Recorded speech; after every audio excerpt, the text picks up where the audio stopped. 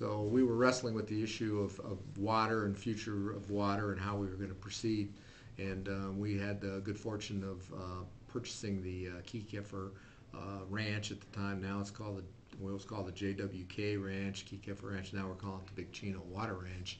At the end of in December, I believe it was, of the year 2004, and we started making plans to import water in our community. It's been the most divisive issue that we've dealt with, and yet at the same time, it's the most important issue, and it continues now as we leave office and people will move into the future wrestling with this issue. But I'm optimistic that we'll stay on target, we'll stay on our path, and we'll be able to import water into this wonderful community. Hopefully in the near future. When I say near future, I'll take anything in the next 5 years or so, because we just need to keep moving forward. There's a lot left to do, and there's been a lot of due diligence, and I think we've done a lot of good things there. You know, on other issues that we've been able to do, we were able to finally complete the parking garage. And the good thing about the parking garage and some of the other things I'm going to mention real quickly here, we were able to pay cash for. The parking garage, we had money set aside to do that. We built that. The library extension, we had funds set aside to build that, and we did that. The adult center, the Rollie P. Simmons Adult Center, which is a wonderful facility, we had cash to build that, and we completed that. The garage on the end of Virginia Street, and I don't know what it's officially called, but that was another big project that we were able to build, and we paid cash and did that. We did the communication center, which is right across the street from City Hall, and that again was another very important thing for our community, and we are able to complete that and get the community to start cooperating on emergency calls and 911s and all those kinds of things, which again, you know, is kind of a low-key thing, but very important to our community.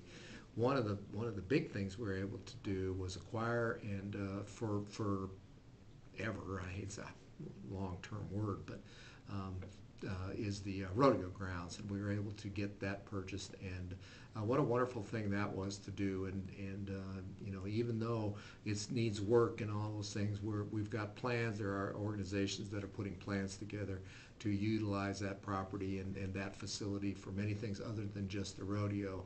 And as time goes by, it'll become more and more important in our community. You know, when you look at the city of Prescott, the rodeo grounds is almost geographically in the middle, and as time goes by, that property will become more and more used and more important, and I think that was a good thing we did.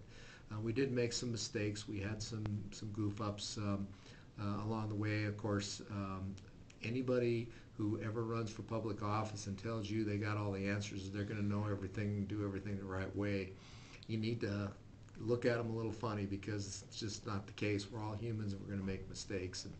And going forward, the Lowe's project turned out to be problematic. Even though I think economically, as time goes by, it'll prove out to be a good thing for the city. It was very painful at the time with the wall collapsing and all those things that were going on over there. Just it turned out to be not a good thing at the time. And we've struggled with that, but now I think we're on the right path and we're doing well. There were some issues with Granite Dells area that were problematic also. But when you start looking at other issues like open space, we've been able to acquire things that will go on way beyond those of us, or even any of us who are alive today.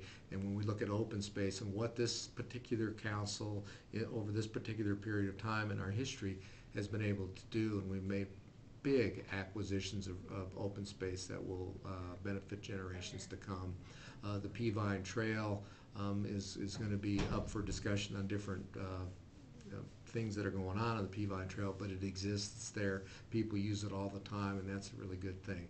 You know, another little sidelight that I had the privilege of getting involved with was creating a second sister city for our community, and I've had just a delightful time with that. The person sitting behind this camera was involved with that too, Lauren Millette, and I'm looking at her right now, but she's she was involved with that too, and that was a struggle, and it turned out well, and we've got a delightful relationship with those folks, and are looking forward to more things into the future. Current city council persons that have recently been elected, Tammy Lynn for one, was instrumental in doing that and had some good ideas and has been down there, and it's just working out very well, and I'm kind of proud of that. That's a good thing too. Another thing that folks kind of have forgotten perhaps is that the old adult center, we're able to figure out a way to lease that old building to the Boys and Girls Club. And one of the things that I don't mention very often because I don't like to toot my own horn, but one of the things I'm kind of proud of is that I was one of the co-founders of the Boys and Girls Club here in Yavapai County, and I'm so pleased to see it move forward the way it has. Now they've got a home in Prescott, and I think that was a good thing that we were able to do too, and utilize that older building. We got the private sector to make all the improvements that they needed to do over there to make that a good building for the kids, and they got a place to go, and all the things that are good about the Boys and Girls Club are happening over there. So that was another good thing. So all in all, I think we've had a good 8 years, and I'm looking forward to the new councils. I think that change in democratic government is a good thing.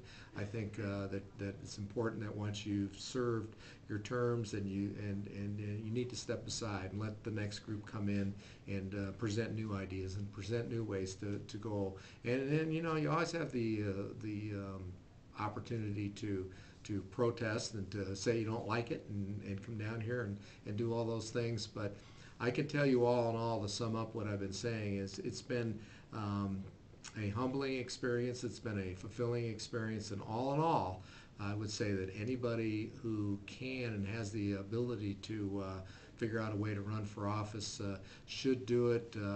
Put yourself out there and see how it goes. You're looking at a guy who worked full-time while he was on the council, and so you can't use your job as an excuse if you can get a boss, or if you happen to be your own boss, which would be even better. To allow you to serve your community, and I've had that opportunity. So it's been a privilege, and I'm looking forward to what's going to be happening in the next, well, as long as I'm in the city of Prescott, and which I assume I'm going to be here for the rest of my life, and just enjoy the community, and thank everybody for voting for me both times that we ran for office. So thank you very much. What are you going to do with all your extra spare time now? My spare time will be filled.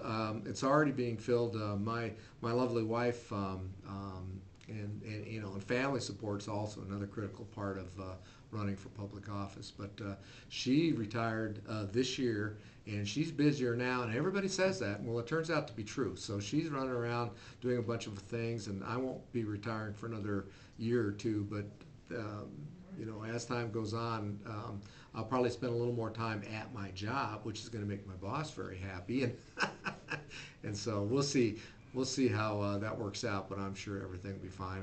I'm sure I'll be plenty busy.